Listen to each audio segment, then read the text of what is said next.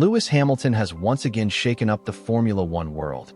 And no, it's not because of a heroic overtake or a sensational pole position. This time, it's what he said after the Japanese Grand Prix that's got the entire paddock buzzing. Following a rough weekend for Ferrari at Suzuka, Hamilton didn't sugarcoat his thoughts. Instead, he spoke out about a recurring issue with his SF-25 that's been holding him back since the very first race of the season. And in doing so, he may have just delivered the most pointed warning yet to Ferrari. If they're serious about competing at the front, something has to change, and fast. What makes this revelation even more impactful is the timing. We're still in the early stages of the 2025 season. Hamilton is only beginning to settle into life at Ferrari, with massive expectations riding on his shoulders. And already, he's drawing attention to a key part of his car that simply isn't up to standard. According to him, it's an underperforming element, a flaw specific to his side of the garage, and one that Ferrari urgently needs to address. Not in a few weeks, not mid-season. Now, because Hamilton didn't join the team to coast around the midfield, he came to win. And right now, that mission is looking shakier than anyone expected. In this video, we'll unpack everything Hamilton revealed after the Japanese Grand Prix, what it says about the internal situation at Ferrari, and how it could shape not just Hamilton's season, but the entire F1 grid moving forward. So buckle up, because what's unfolding at Ferrari is anything but routine.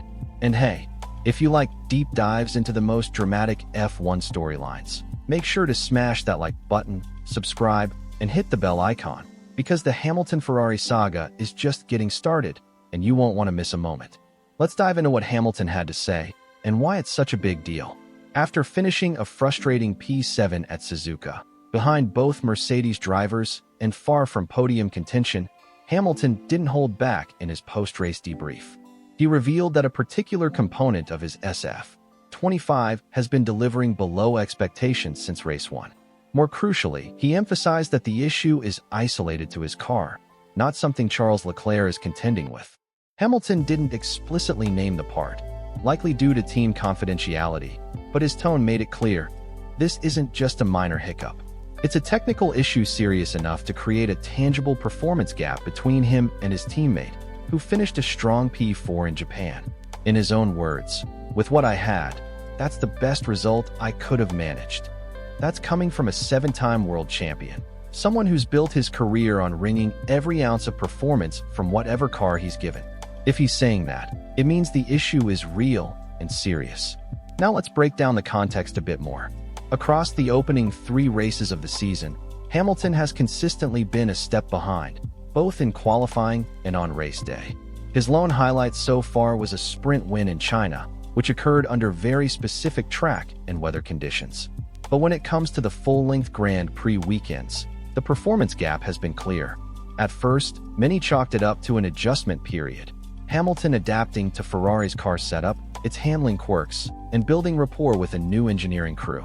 But based on what he's now revealed, this is not just about learning curves. This is a hardware issue, a mechanical or aerodynamic flaw, that's unique to his side of the garage.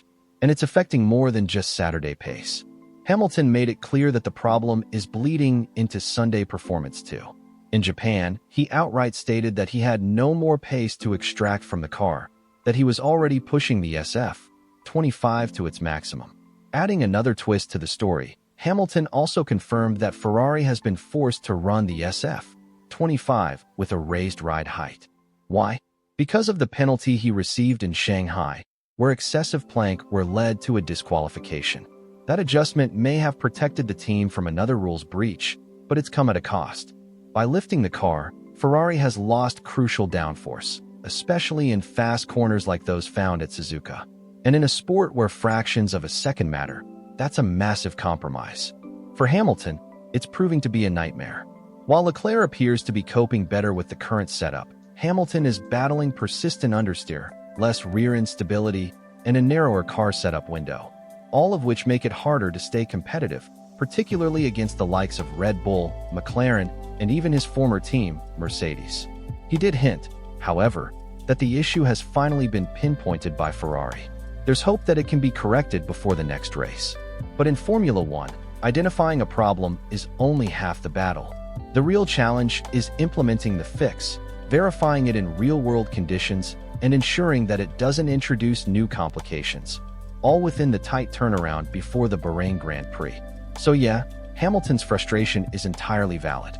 He didn't make a high-stakes move to Ferrari just to struggle in the midfield.